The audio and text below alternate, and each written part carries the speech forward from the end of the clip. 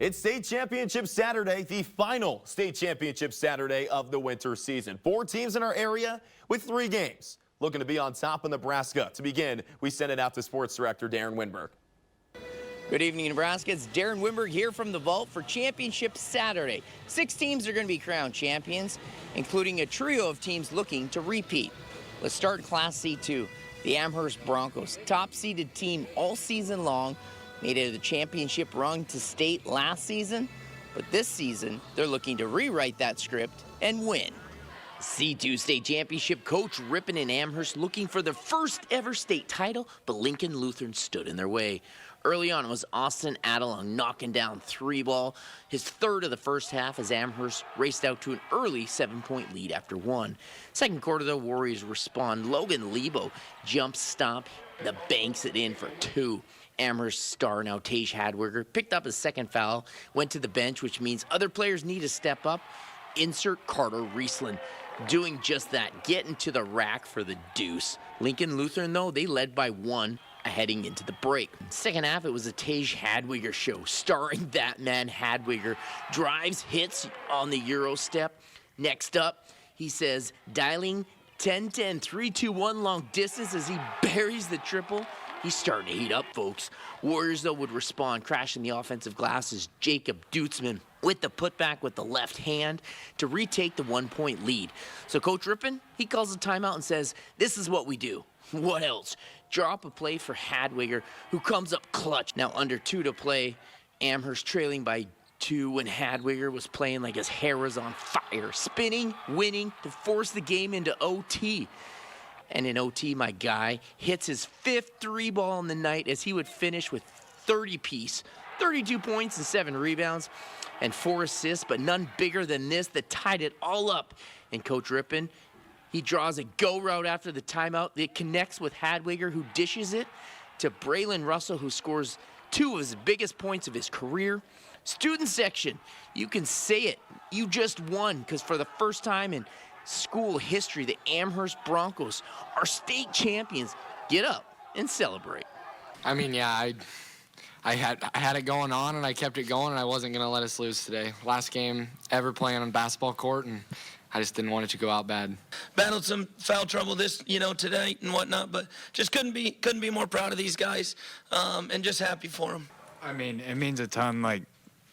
We've all been dreaming about this since we were 3rd graders, when Les Adelong was coaching us, and we were that tall. So, it's just a surreal feeling for us, and, it's great. It was just amazing, just stepping up when our guy is out in foul trouble. The Eagles of Johnson Brock are flying high, winners of 36 straight and looking to cap off back-to-back D1 state titles.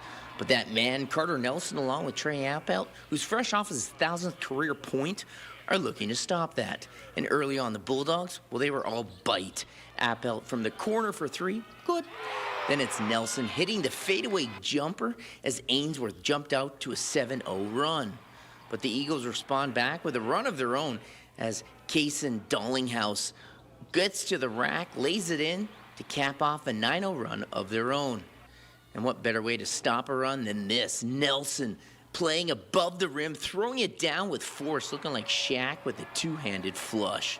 Right before the half, Austin Meyer grabs his own miss and lays it in as JB closes out the half on a 24-7 run to lead by 10. Second half, Appelt trying to keep his team in it. He banks this one in for 2 of his team-high 17. But 2 plays later, Nelson came down on his ankle and would gingerly walk off to the sideline. He would be out, but Nelson would return just like Willis Reed did for the Knicks. Nelson taped his ankle. He came back, and he came back giving his team momentum. After a 4-point play by Appelt, he started to cook, hitting another 3-ball to cut the lead from 17 to 9. We've got a game, folks. And how about drive, hoop, and the harm? Gets a 3 the old-fashioned way, and then the shattering state commit, Trajan McNally, but we'll call him Trey. Huge second half, hitting back-to-back trifectas to get within 3. But the Eagles, who pride themselves on defense, come up with the steal as Brody Kohler gets the and 1 bucket as he finishes with a game-high 19 points. And for the second consecutive season, Johnson Brock Eagles are flying high as the D1 state champions with a 52-45 win. I knew they wouldn't pack it in. These guys don't quit. They got that great energy, that great mentality that there's nothing that's going to stop them as long as they can keep going. And we just ran out of juice at the end there, I think, and came down to free throws, and we missed too many, and they made a lot. I mean, some people, the comments we would get when we would get in good spots would be like, Ainsworth is there, and we play a really tough schedule for a small school like us, and the thing about it is we've never looked at it that way. We looked at it as teams that we get to go out and compete against, and I think that's what we did all year long. It's just sometimes it didn't quite give us that opportunity. And for the latest on the boys state championship, head to our website, nebraska.tv. Reporting from Pinnacle Bank Arena, Darren Winberg, NTV Sports.